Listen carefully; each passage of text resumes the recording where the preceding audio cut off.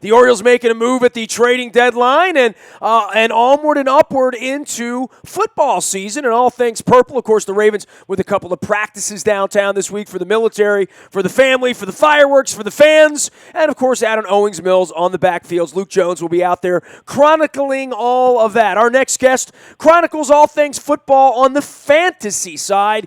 He is out of the fighting city of Chicago, Illinois. The website is The Fantasy Greek. Yes, like my big fat Greek wedding, and like my Thursday partner in crime, Dennis Kolatzos, and like the owner of the Orioles, Greek, Greek, not geek, Greek, The Fantasy Greek. He is Jim Sarantias. We welcome him on to the program from Chicago and from The Fantasy Greek, your second opinion for your fantasy football instinct. All right, Jim, so I am famously not a fantasy football player. How many years have you been afflicted with this disease? It's been quite a while. It seems to me it'll be 20 years next year, so it's quite a while. Before the computers added it all up. I mean, I remember back in the 90s, Dave Muir, Tom Capps, and my friends and partners had their fantasy league, and, they would send out like a note on fax every Wednesday, and someone would actually have to sit up all night with spectacles on and add up all of the catches for Chris Carter and the touchdown throws for Dan Marino. But that was 20 years ago. Now, I'm almost... I would get into it. I don't even know where I would start. I don't know which league I would play in. I guess I wouldn't be playing with my buddies anymore. And I guess I'd probably try to win money if I were going to put this much time into it and play against all those computer hackers who fixed all those games last year. I'll tell you, for people that are beginners, I recommend you don't play for money unless it's, friends. I mean, friend leagues and family leagues are the most popular My dad ones. said the same thing about blackjack and craps at the casino. I would recommend that you don't play with the professionals, So I wouldn't do that. But, play for fun. It is fun. I think the greatest thing and what really attracted me to end up writing about sports and fantasy sports in general was the appreciation that it gave me for other players outside of the Chicago Bears. Yeah, people say to me, you have a fantasy team. I'm like, yeah, I got a fantasy team. They're the Ravens. When they win, I win that week. When they lose, I lost that week. That is my involvement, obviously covering the team for 21 years and writing books and doing all that. And it's not like I wouldn't want to have Carson Palmer as my quarterback on my fantasy team. I just feel like my hands are full just watching the games, paying attention to what's going on. I do understand there's a level of engagement now with women, with fantasy players, for knowing who all these other players are and having a more well-rounded view of the NFL than, let's say, most baseball fans I interact with who barely know anything about the Orioles anymore, let alone what's going on in Philadelphia or Washington or New York or anywhere else. The NFL is far more robust for people being fans of the league, not just fans of their team. And that's one of the reasons I think the playoffs are so well watched, the Super Bowl is well watched. Hey, man, when your NBA or NHL team gets eliminated, you kind of just stop watching the tournament.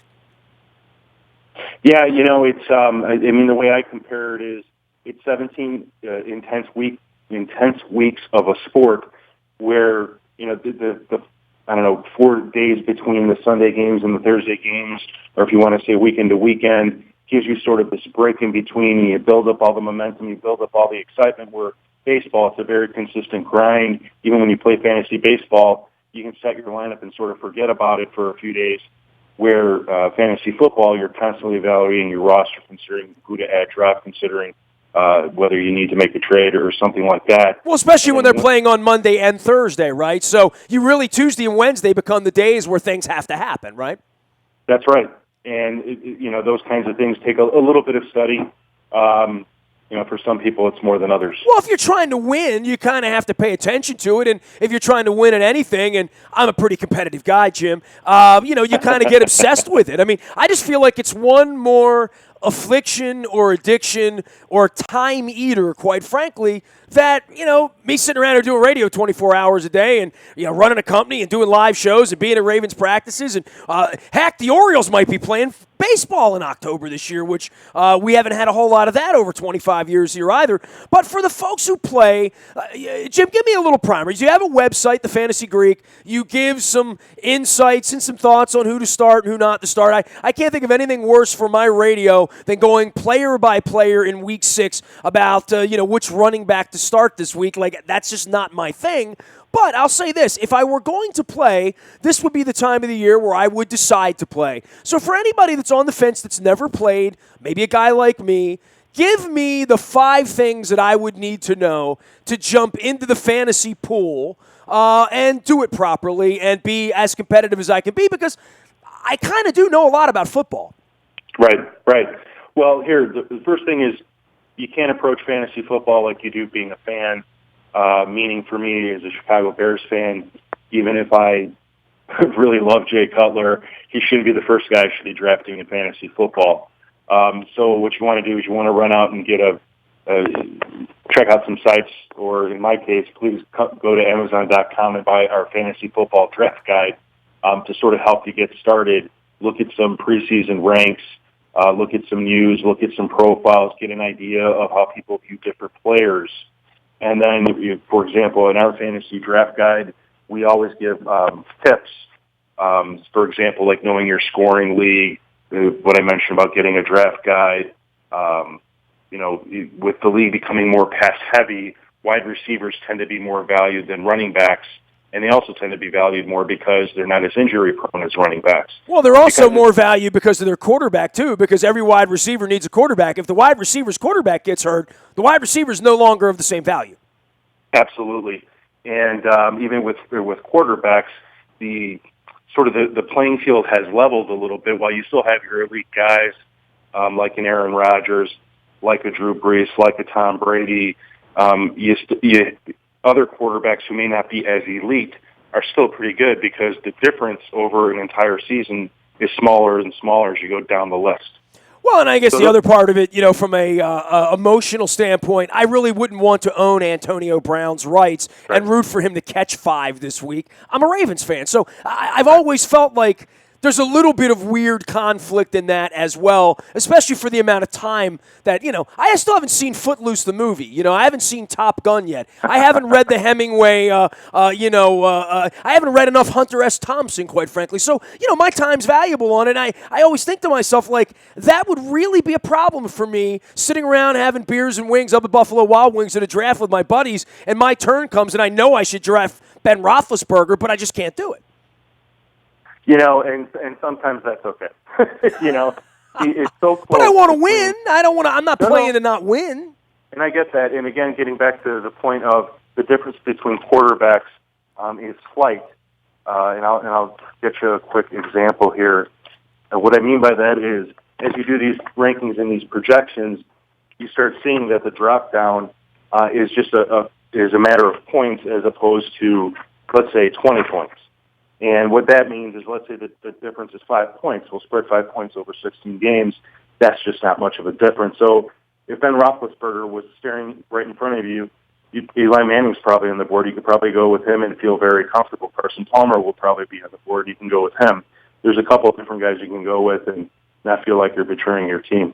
Well, I don't like any of them because they're not the Ravens. James Sarantini is joining us here from the Fantasy Greek. That is the website. They have a book out on Amazon and also in Kindle form, 166 pages for fantasy football information for this year. And certainly it is a deep pool of fantasy folks like yourself out on the web. And I know you're writing during the week and also tweeting out at the Fantasy Greek. So a couple of players to watch for you heading into this. Of course, with the Ravens, one of the issues with the team this year really is, well, we're all just going to assume Joe Flacco's well, but we don't have established guys. I mean, maybe Justin Forsett, you could say, or maybe Mike Wallace coming from the outside, maybe Ben Watson, but we really don't know, and John Harbaugh has admitted he doesn't know who the real leaders on this team as far as points, receptions, touchdowns, yards, who's going to be targeted the most, who's going to stay healthy.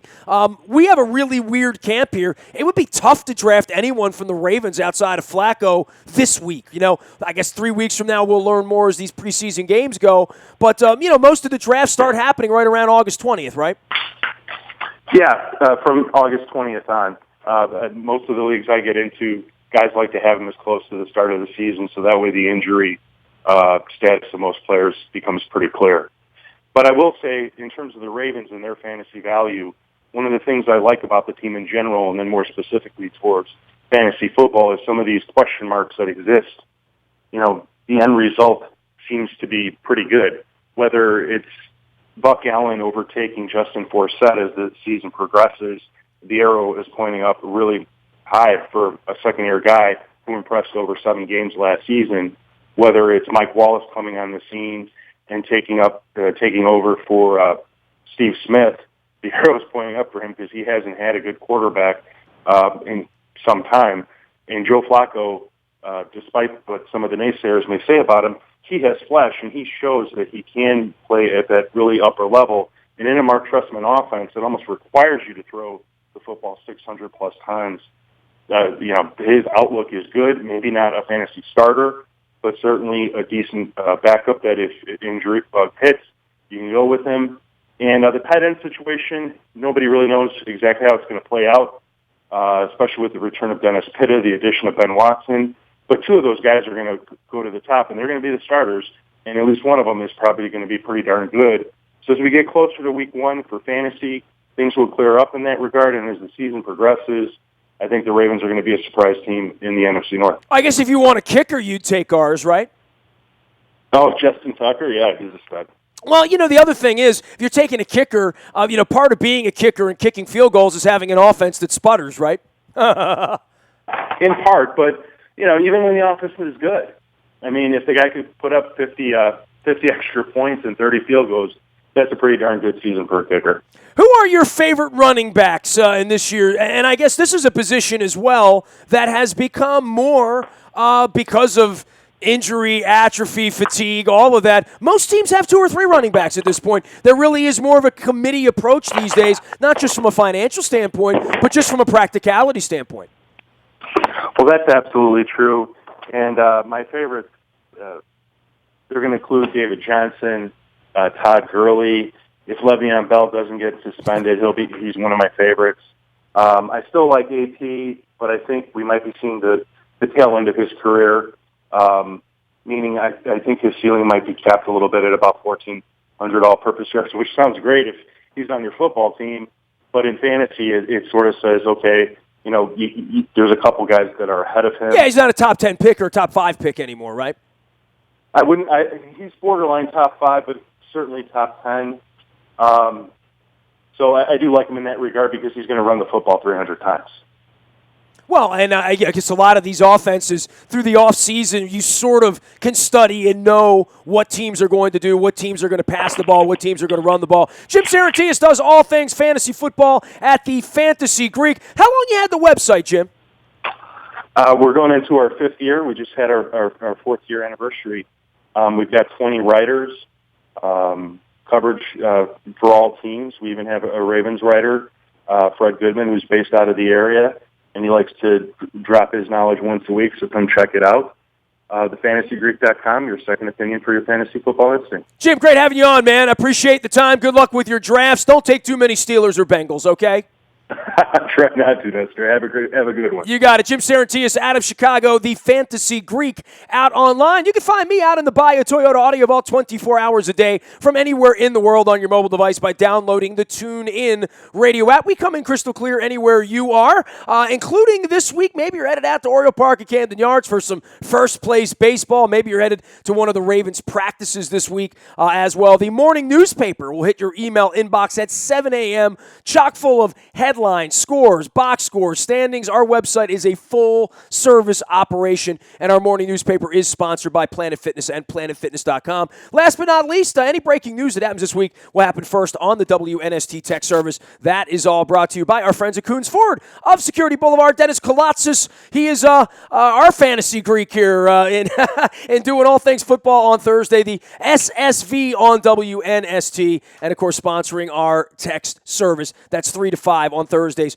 with Dennis here. Last but not least, our real football coach, our real Super Bowl winning football coach, Brian Billick, our head coach and partner on behalf of the Living Classrooms Foundation, will join us next Tuesday night, the 9th, at Greenmount Station in Hampstead, up in Carroll County. Come on out, say hello to Coach Billick. We're going to talk some football. We're going to talk some Denny Green. We're going to talk about Ravens camp, amongst many, many other things. We'll also be swabbing for the Bone Marrow Registry and for There Goes My Hero on Tuesday, August 9th at Greenmount Station, and I promise you, crab cakes will be involved. Maybe crab balls, but Crab cakes. I'm going full serve, and I like them fried, not broiled. Don't hold it against me. Greenmount Station, fantastic night next Tuesday with Coach Billick. Come say hello. I'm Nestor. This is WNST.net, AM 1570, and WNST Towson, Baltimore, and we never stop talking Baltimore sports.